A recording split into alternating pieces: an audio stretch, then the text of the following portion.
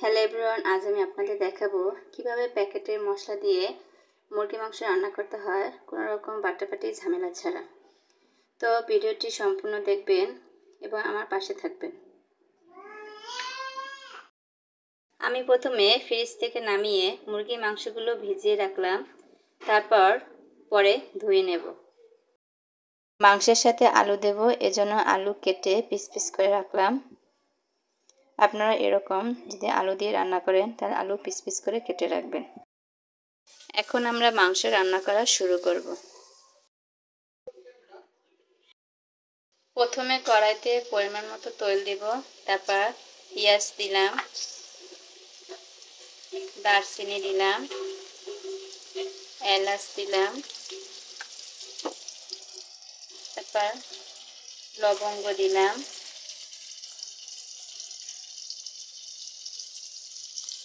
তারপর দিলাম কালো মরিচ। আপনারা বলতে পারেন যে প্যাকেটের মশলায় তো সব ধরনের মশলা দেওয়া আছে, তাহলে এগুলো দেওয়ার দরকার কি? কারণ এগুলো দিলে একটা এক্সট্রা ফ্লেভার পাবেন, এই জন্য আমি এগুলো এক্সট্রা অল্প অল্প করে দিয়ে দিই। এখন এটাকে কিছুক্ষণ নাড়াচাড়া করে পেঁয়াজটাকে লাল বর্ণ সোনালি লাল বর্ণ করে নিতে হবে। আমি মাংস রান্না করার জন্য এখানে মশলাগুলো সাজিয়ে রাখলাম যাতে কোনোটা দিতে ভুল না হয়। এখানে আমি মুরগির মাংসের মশলা রাখলাম, এটা রাখলাম গুঁড়া মরিচ, এটা হলুদের গুঁড়া, তারপর এটা রাখলাম জিরার গুঁড়া, এটা লবণ আপনাদের পরিমাণ মতো দিয়ে নেবেন, আর এটা হচ্ছে কালি জিরা, এটা হচ্ছে ধনিয়ার গুঁড়া। আমি এগুলো একসাথে মিক্সড করে তারপর পেঁয়াজের ভিতর দিয়ে দেব। আমার পেঁয়াজের রং লাল হয়ে গেছে। এখন আমি এই মিক্সড করা মশলাগুলো দিয়ে দেব পেঁয়াজের ভিতরে।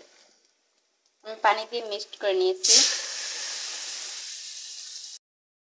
এখন আমি এই মিক্সড করা মশলাটা কিছুক্ষণ নাড়াচাড়া করব যতক্ষণ অবধি আপনার মশলার উপরে তৈল না উঠবে। মশলার উপরে তৈল ওঠার পর আমি এর ভিতরে ধুয়ে রাখা মাংস আর আলু আমি দিয়ে দেবো। এখানে আমি মাংস আর আলু একসাথে রেখে দিয়েছি, কারণ এটি আমি একসাথে দেবো, এই জন্য একসাথেই ভুনবো। আপনারা নোটিস করে দেখবেন যে আমার মশলাটা বুনেছি তার তৈল উপরের দিকে উঠে গেছে। এখন আমি একটু হালকা পানি দিয়ে তারপর এর ভিতরে মাংস আর আলু একসাথে দিয়ে দেব এবং ভুনবো।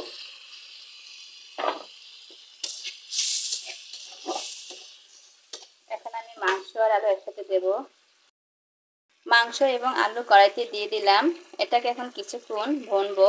ভোনার পর যখন দেখবো যে পানি কমে গেছে ভুনতে ভুনতে, তখন আমরা যতটুকু ঝোল রাখবো তার পরিমাণ মতো পানি দিয়ে মাংসটাকে সেদ্ধ করে নেব। এখন আমি কিছুক্ষণ এটাকে ভুনতে থাকি। আমার মাংস প্রায় ভুনা করা হয়ে গেছে। এখন আমি পর্যাপ্ত পরিমাণ পানি দিয়ে দেব। আপনাদের যার যতটুকু লাগে ততটুকু পানি দিয়ে এক্সট্রা ঝোল রাখবেন।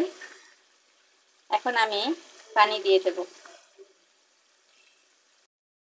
আমি পরিমাণ মতো পানি দিয়ে দিলাম। এখন ঝোল টানা অবধি ওয়েট করব, তারপর আপনাদের দেখাবো।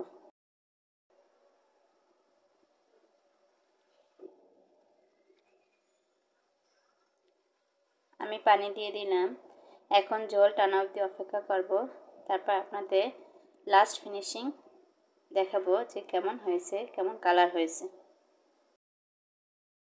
আমার মাংস রান্নার প্রসেসিং চলতেছে, আপনাদের লাস্ট ফিনিশিং আমি দেখাবো আর কিছুক্ষণ পর। আপনারা আমার সাথে ওয়েট করেন।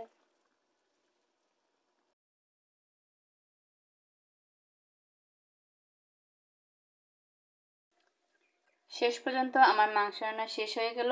এখন লাস্ট ফিনিশিংয়ে এর উপরে একটু জিরা গুঁড়ো ছিটিয়ে দেব, যাতে করে আপনার মাংসের একটা সেন্ট না আসে কাঁচা কাঁচা।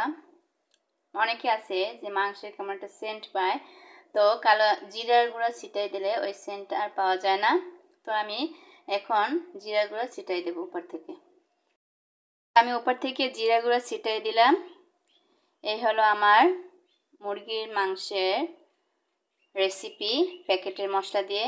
তো আমরা আদা বাটার ঝামেলা ছাড়াও আমরা মাংস রান্না করতে পারি। আপনাদের যদি আমার ভিডিওটি ভালো লাগে তাহলে অবশ্যই like comment share must be, এবং আমার ফেসবুক পেজ এবং প্রোফাইল ফলো দিয়ে রাখবেন, আর আমার ইউটিউব চ্যানেলটি সাবস্ক্রাইব করে দেবেন। Thank you so much. সবাই ভালো থাকবেন, সুস্থ থাকবেন। আল্লাহ হাফিজ।